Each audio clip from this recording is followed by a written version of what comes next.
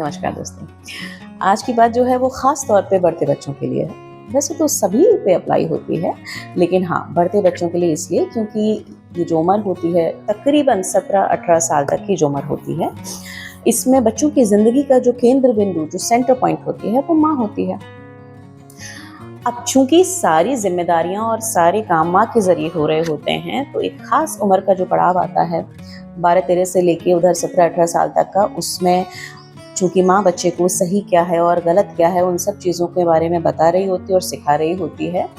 तो बच्चे कई बार एक गलतफ़हमी का शिकार हो जाते हैं कि माँ उनका वो ध्यान नहीं रखती या माँ उन्हें समझती नहीं है। हम ये बात क्यों कर पा रहे हैं? क्योंकि एक लंबे समय तक हमने भी ये सोचा था। अब चूँकि हम औरत हैं, तो जब हम माँ बने, तो हम उस चीज़ को समझ गए। लड़कों के संग थोड़ा-सा परेशानी होती है, लेकिन चाहें तो सब समझ सकते हैं। ठीक है?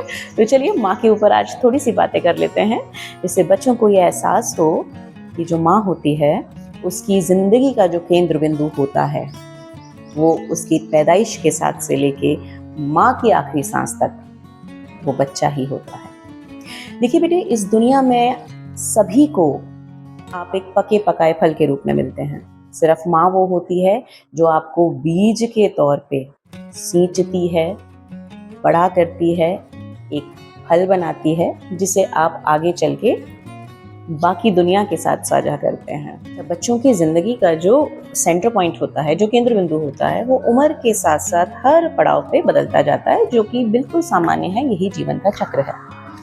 पिता की भी बात करेंगे, लेकिन किसी और दिन। आज सिर्फ माँ की। देखिए, पिता और बच्चों के आपसी लगाव की बहुत सारी अलग-अलग वजह हो सकती हैं, लेकिन माँ और बच्चे के आपसी लगाव की सिर्फ और सिर्फ एक वजह होती है, और वो होती है प्यार। आपके दोस्त आपको क्यों प्यार करते हैं? वो आपको इसलिए प्यार करते हैं क्योंकि उनकी एनर्जी, उनकी फ्रिक्वेंसी, उनकी चॉइसेस आपसे मिलती हैं। जब आप उनके साथ होते हैं, तो वो अच्छा महसूस करते हैं, एक्साइटेड महसूस करते हैं, फन फील करते हैं। तो दोस्तों के साथ जो आपकी बॉन्डिंग होती है, वो इस चीज़ पे टिकी होती है। ठीक? अच्छा, बाकी रिश्ते आपको क्यों प्यार करते हैं? वो आपको इसीलिए प्यार करते हैं क्योंकि सामाजिक तौर पे आप उनसे एक रिश्ता शेयर करते हैं।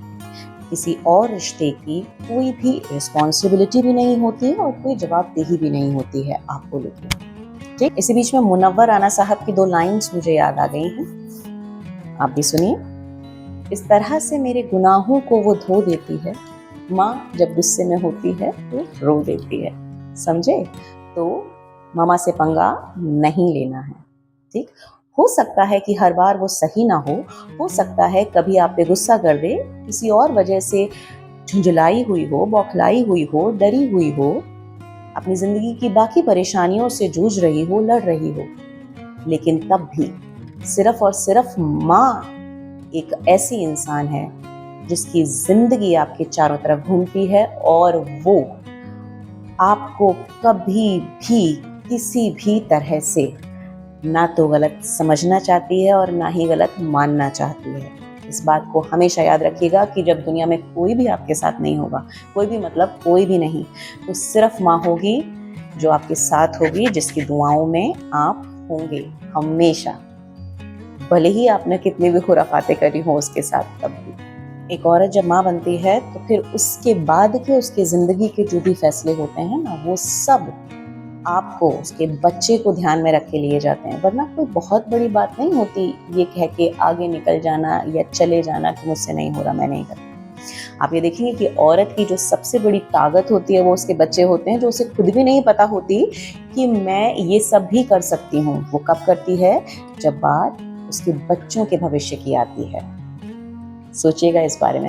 इसीलिए बेटे, माँ की कद्र कीजिए, उन्हें इज्जत दीजिए, प्यार दीजिए, और अगर कभी मतभेद हो तो ये समझ लीजिए कि वो आपके भले के लिए ही आपको गाइड कर रही है। और सिर्फ माँ को ही बच्चों को नहीं समझना होता है, बच्चों को भी माँ को समझना होता है।